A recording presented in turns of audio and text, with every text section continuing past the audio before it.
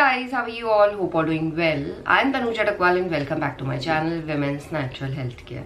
So guys, आज के video में आपको बताने वाली हूँ पूरी पीरियड साइकिल लेंथ में स्पर्म सेल और एग सेल कब मिल सकते हैं, स्पर्म सेल और एग सेल मिलने के बाद क्या होता है, क्या स्पर्म सेल और एग सेल मिलने के बाद महिलाओं की बॉडी में बदलाव दिखने शुरू हो जाते हैं, या स्पर्म सेल और एग सेल मिलने के कितने दिन बाद महिलाओं की बॉडी में प्रेगनेंसी के बदलाव दिखने शुरू होते हैं, और सबसे पहले महिलाओं की बॉडी में कौन से बदलाव दिखते हैं जिससे महिलाएं जान सकती हैं स्पर्म सेल और एग सेल सक्सेसफुली मिल गए हैं एंड महिलाओं को प्रेगनेंसी कंसीव हो गई। तो सबसे पहले हम जानते हैं कि स्पर्म सेल और एग सेल कब मिलते हैं।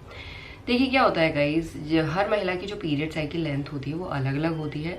तो पीरियड खत्म होने के बाद जो स्पर्म सेल और एग सेल मिलने का दिन होता है वो भी चेंज हो जाता है। जैसे कि अगर आपकी शॉर्टर पीरियड साइकिल है तो इस कंडीशन में स्पर्म सेल और एग सेल आपके पीरियड खत्म होने के जस्ट बाद मिल सकते हैं। अगर रेगुलर पीरियड्स है तो पीरियड साइकिल लेंथ के 10वें दिन से egg cell and sperm cell का मीटअप हो सकता है। Egg cell and sperm cell mainly आपके ओव्यूलेशन के टाइम पे मीटअप कर सकते हैं। ओव्यूलेशन का मतलब है जब महिलाओं की ओवरी से एग रिलीज होता है। जब महिलाओं की ओवरी से अंडा रिलीज होता है तो उसी टाइम स्पर्म सेल और एग सेल का मीटअप हो सकता है। स्पर्म सेल को एग सेल तक पहुंचने में बस मिनटों का टाइम लगता है। अगर स्पर्म की मोटिलिटी अच्छी है तो 10 मिनट्स में स्पर्म एग तक पहुंच जाता है। बट जो फर्टिलाइजेशन की प्रोसेस है, क्योंकि एग फर्टिलाइज होता है तभी जाके प्रेगनेंसी का प्रोसेस स्टार्ट होता है। तो कुछ महिलाओं के केसेस में ओव्यूलेशन के दिन ही एग फर्टिलाइज हो जाता है एंड कुछ महिलाओं के केसेस में ओव्यूलेशन के अगले दिन एग फर्टिलाइज होता है, क्योंकि एग फर्टिलाइज होने में मैक्सिमम 24 घंटे का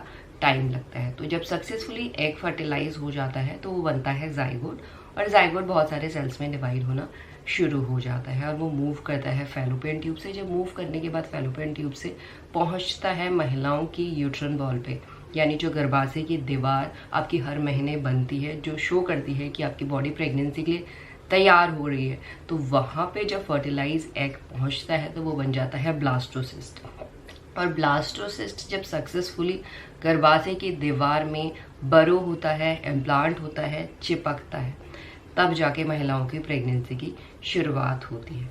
तो ओव्यूलेशन के बाद इस प्रोसेस को कंप्लीट होने में कम से कम 1 हफ्ते का टाइम लग सकता है और ज़्यादा से ज़्यादा 12 दिन का टाइम लग सकता है। यानी ओव्यूलेशन के 1 हफ्ते से लेके 12 दिन के या 13 दिन के 14 दिन के बीच में हर एक महिला को प्रेगनेंसी कंसीव हो जाती है, जो एक साइन है कि स्पर्म और एग तो मिल ही गए हैं, साथ में बच्चा भी इम्प्लांट हो चुका है यूट्रन लाइनिंग में।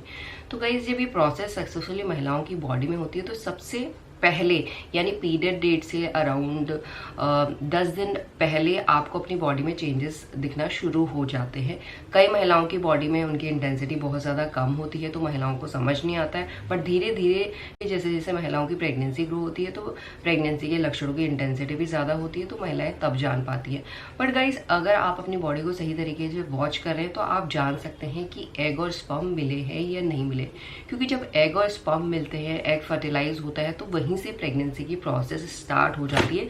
महिलाओं की बॉडी काम करना शुरू कर देती है, जिसकी वजह से बहुत ही अर्ली फेज में पीरियड डेट से 10 दिन पहले ही आपको हल्का सा फील होने लग जाएगा, थकान जैसी फीलिंग आपको ज़्यादा लगने लगेगी, एग्जॉस्टेड फील हो रहा है, साथ में मूड स्विंग्स भी ज़्यादा हो रहे हैं।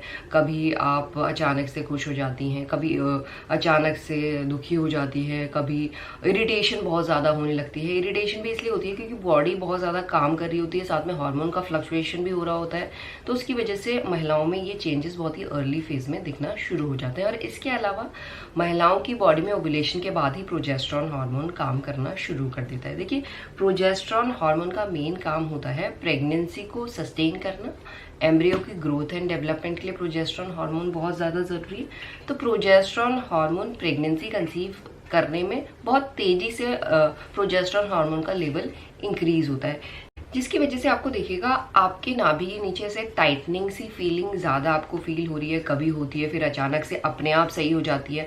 अगर आपका खाने का रूटीन सेम है, कोई चेंजेस नहीं हुए हैं, और ये नाभि के नीचे जो टाइटनिंग की फीलिंग है या नाभि के नीचे ब्लॉटिंग की फीलिंग है, ब्लॉटिंग में आपको पेट फूला फूला सा लगता है, अगर ये फीलिंग आपको लगी हुई है, हर दिन आप देख रहे हैं, और इसकी वजह से कई महिलाओं को नोजिया की फीलिंग, क्योंकि प्रोजेस्टेरॉन हार्मोन इंक्रीज होने की वजह से गैस भी ट्रैप हो जाती है बॉडी के अंदर, जिसकी वजह से नोजिया की फीलिंग, ऐसा उल्टी आने का मन कर रहा है, तो ये फीलिंग आपको 1 दिन दिन नहीं दिखाई देती है, लगातार आपको दिखाई देती है।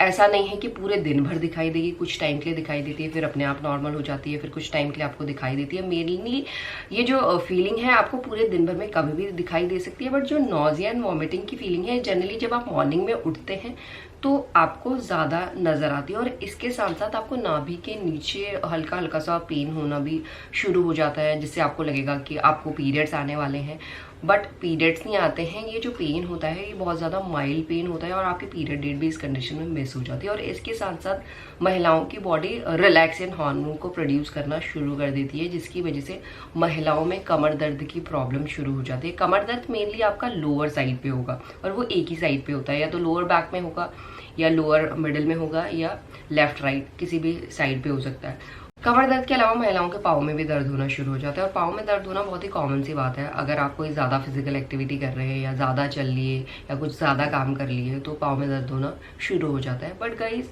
अगर आपको प्रेगनेंसी कंसीव हुई और प्रेगनेंसी कंसीव होने की वजह से आपको पाँव में दर्द होता है, तो ये नॉर्मली आप रात के टाइम ज़्यादा फील करेंगे, और ये आपके काफ्स एरिया में होता है मेनली। ऐसा नहीं है, मैं ये नहीं बोल रही पूरे पाँव में नहीं हो सकता, बट मेनली आप महसूस अपने काफ्स एरिया में करेंगे। बॉडी भी में गर्म ज़्यादा लगने लगता है, क्योंकि बॉडी का टेम्परेचर इंक्रीज होता है, साथ में ब्लड सर्कुलेशन भी इंक्रीज होता है, जिसकी वजह से ये सब फीलिंग बहुत ही अर्ली फेज में महिलाओं को दिखना शुरू हो जाती हैं, जिससे महिलाएं जान सकती हैं कि स्पर्म और एग सेल तो मिल ही गए हैं, साथ में बच्चा भी सक्सेसफुली इम्प्लांट हो चुका है। तो इसी तरीके से आप अपनी प्रेगनेंसी को प्रेडिक्ट कर सकते हैं। एंड यही आज का वीडियो, होप करती हुई वीडियो आप लोगों को पसंद आएगा। And thanks for watching this video, will see you soon my next video.